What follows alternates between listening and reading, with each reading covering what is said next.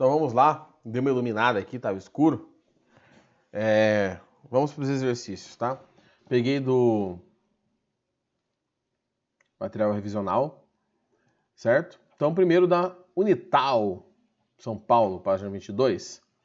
Considere que a Lua descreve uma trajetória circular em torno da Terra, sendo o raio dessa circunferência igual a 3,8410 a quinta. A força que a Terra exerce sobre a Lua é dirigida sempre na direção do centro da circunferência. Assinale a opção correta. O trabalho realizado sobre a Lua pela força gravitacional é sempre nulo. Deve existir, além da força atrativa da Terra, outra força para manter o movimento. Devido à força de atração, a Lua deverá cair na Terra. A velocidade tangencial, que é aquela velocidade do movimento lateral, não é constante. E a aceleração tangencial e a aceleração centrípeta da Lua são positivas. Então o que está acontecendo? Na verdade a gente tem isso aqui, ó. Nós temos aqui a Terra. Eita, nós, deu errado. Peraí, peraí que voltou. Peraí, gente, que deu ruim aqui. Aí, pronto. Então, ó. Aqui. Aí. Temos aqui a Terra. Tá? Ou algo parecido com isso. Então, terrinha. E a Lua, vamos considerar aqui que a órbita é circular, né? Acho que ele pediu para falar. Considerou uma órbita circular em volta da Terra. E quando a gente tem a órbita circular, talvez vocês não lembrem desse ponto, se lembrarem, ótimo. Nós temos uma aceleração centrípeta, né? Algo puxando para o centro. Mas quando a gente está falando de trabalho, só nos interessa duas coisas: força e deslocamento. Tá? Se você pensar no movimento completo da Lua em volta da Terra, quando ela dá uma volta, qual que é o deslocamento da Lua? Se ela dá uma volta completa, você volta para o mesmo lugar, o deslocamento é zero, né? Mas vamos pensar na trajetória dessa Lua em volta da Terra. Meu Deus. Emagreceu do nada aqui os pontinhos. Tá. A Lua está aqui. Tá bom? A força de atração puxa a Lua para baixo. Força gravitacional. Só para lembrar da ação e reação, é a mesma força que puxa a Terra na direção da Lua. Tá? Só que para onde está essa velocidade? Para onde que a Lua está se movimentando?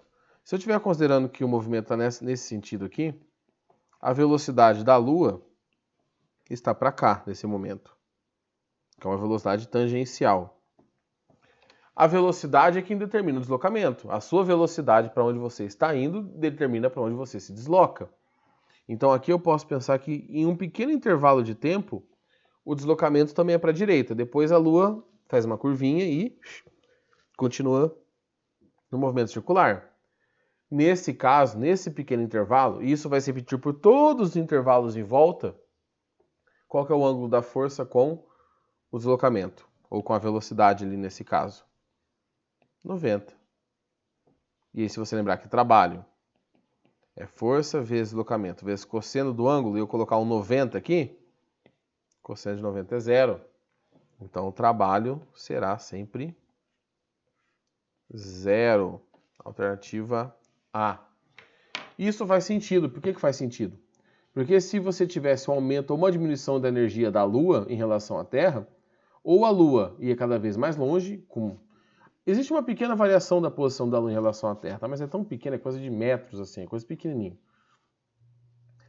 Se você tivesse um trabalho positivo, a Lua estava cada vez mais rápida, por exemplo, ou cada vez mais alta, mais distante. Trabalho negativo, ela poderia estar, por exemplo, cada vez mais próxima da Terra. Como a órbita dela é circular, ela mantém basicamente a velocidade constante, você não pode nem adicionar nem tirar a energia dela. Então ela está numa situação de equilíbrio energético, vamos dizer assim. Ela fica numa posição ali que ela não gasta energia para se manter naquela posição. Tá bom? Normalmente todos os corpos orbitando têm essa característica. Eles estão em órbitas. A órbita é uma região do espaço, uma trajetória no espaço que o corpo consegue passar sem adicionar ou retirar energia no seu sistema ali. Tá? Tranquilo? 2. PUC Minas Gerais. Considere um corpo sendo arrastado com velocidade constante. Olha a informação. Força resultante igual a zero. Professor, como você sabe disso? Velocidade constante, ó. Oxe. Sob uma superfície horizontal onde o atrito não é desprezível. Considere as afirmações 1, 2 e 3. 1. O trabalho da força de atrito é nulo? Então vamos desenhar essa caixinha aqui, vai? Adoro desenhar caixinhas. Então, caixinha. Eu tenho, por exemplo, o deslocamento, vou falar que está para a direita. Então, se o deslocamento está para a direita, eu vou colocar o atrito para a esquerda, porque o atrito é contrário à tendência de deslizamento. Se ele está deslizando para a direita, o atrito é para a esquerda. Tem alguma coisa puxando essa caixa, né? Para frente. Então, chama de força F. E temos peso e normal. Tem gravidade, né? Então, peso e normal. Então vamos lá. O trabalho da força de atrito é nulo? Qual é o ângulo entre a força de atrito e o deslocamento? Aqui, 180, né? Então, para essa primeira situação, θ é 180. Se você for calcular, você tem a força e tem o deslocamento. Cosseno de 180 é menos 1. Então, não é nulo. Ele é negativo. O atrito está tirando energia. A energia que a força F está tentando adicionar no sistema, o atrito tira. Por isso que ela mantém velocidade constante. O trabalho da força-peso é nulo?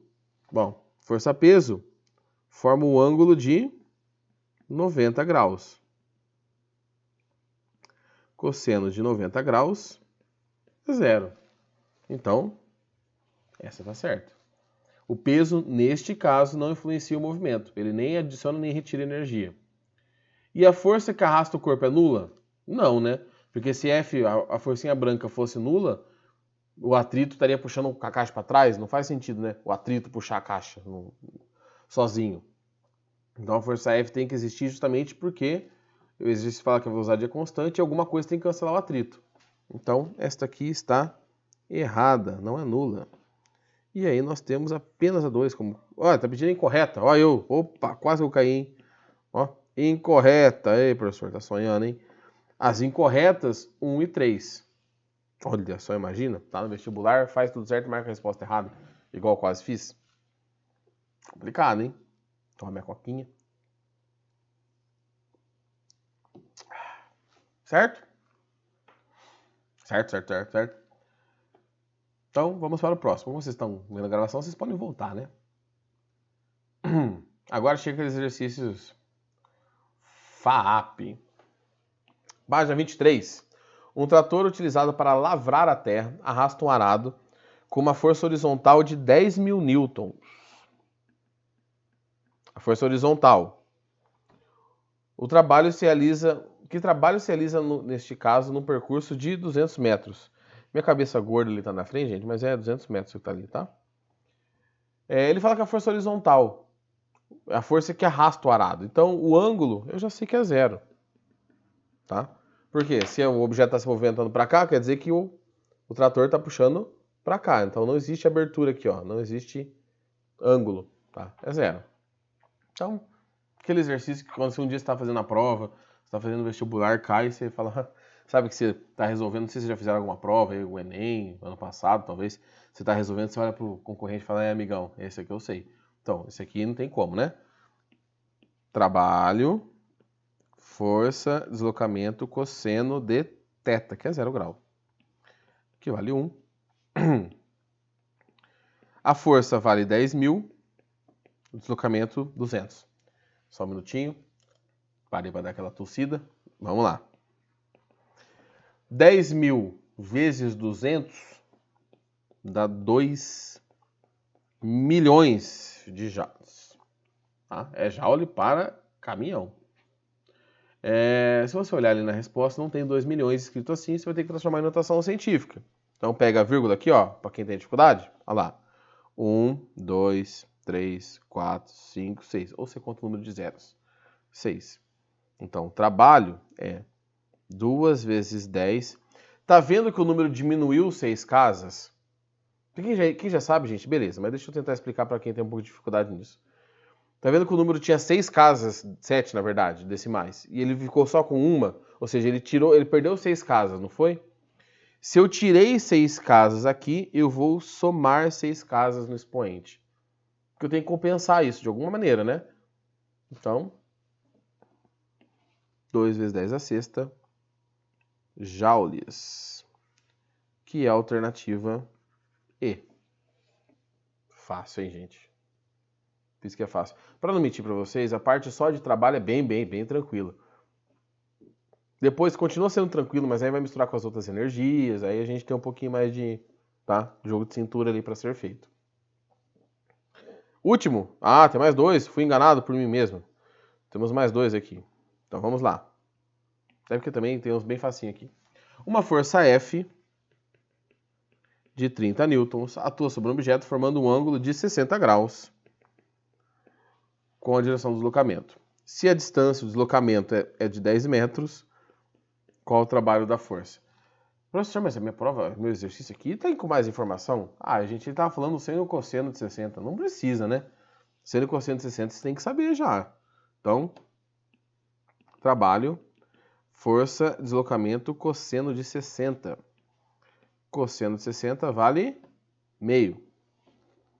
Então, o trabalho, a força é 30, o deslocamento é 10 e o cosseno de 60 é meio, que dá 300 vezes meio, conhecido como 150 joules. Tá? Eu não sei o que aconteceu aqui na alternativa, gente, que tem um 3 ali, tá? Não sei o que aconteceu nas minhas alternativas. Tá 153, 150 de novo, então eu não sei o que aconteceu. Se tem uma vírgula em algum lugar ali, se comeu, a resposta é 150. Depois na apostila vocês vejam qual que é o 150 ali. Tá? Se é a B ou a C. E por fim, agora sim, o último exercício. Opa, que eu apertei o lugar errado. Deixa eu voltar meu zoomzinho aqui para 100%. 6 da Unifesp. Temos o gráfico, olha que alegria. A figura representa o gráfico de módulo F de uma força que atua sobre um corpo em função do seu deslocamento x. Sabe-se que a força atua sempre no mesmo sentido do deslocamento, ou seja, o θ é zero e é uma condição que vai aparecer quando os gráficos estiverem ali, né? O θ é zero ou 180 no caso, né? Pode-se afirmar que o trabalho dessa força, então tem que calcular a área. Já sabemos que é a área que nós vamos calcular aqui porque a força está mudando. Tá em Newton a força? Tá. Tá em metros do deslocamento? Tá. Então, como que eu vou calcular o trabalho? Eu vou calcular essa área aqui. Professor, posso dividir em 2 triângulos? Cara, divide, mas não precisa, né? Calcula do triângulo de uma vez. Então, o trabalho é igual numericamente a área. Isso é rebuscado aqui. Então, o número que vai dar do trabalho, da área é igual ao trabalho. A área do triângulo, base vezes altura dividido por 2. A base é 1, a altura é 10, dividido por 2. 10 dividido por 2, 5 joules. Professor, mas pode piorar muito? Não. De verdade mesmo agora, gente, falando sério, não. O que acontece bastante com os exercícios, e vocês estão no terceirão, vocês já estão no final, tá? Espera um pouquinho, gente. Voltei. Buzinaram aqui na frente de casa. Vocês estão no final já, mas o que normalmente o aluno fica com dificuldade, e ele vem arrastando dificuldade por muito tempo, é que a partir do 9º ano vocês têm, em matemática já também isso, resoluções, exercícios que você não termina em 3 linhas. Você precisa de 5, 6. Aqui tá muito fácil, tá? Mas 5, 6. E aí os alunos começam a ficar meio, sabe, dessa área das exatas. Mas não tem como dificultar. O que pode mudar desse exercício é você ter mais áreas para calcular, por exemplo. Pensando só no trabalho. Quando entrar energia no meio, aí você tem um fator a mais. Que, na verdade, eu acho que é até mais comum de aparecer e mais fácil. Porque como ele é mais comum, você acaba memorizando. Tá? Mas não vou me alongar demais também, já temos mais uma aula, mais dica, mais 15 minutos. Então, assim, qualquer coisa, gente, entre em contato, a gente vai ter aula à tarde. Não sei se vocês... Aí tá. Não sei se vocês vão ver esse vídeo antes ou depois da nossa aula. Então, conversamos na nossa aula no período da tarde e qualquer coisa me procurem, beleza? Então, é isso aí. Até mais.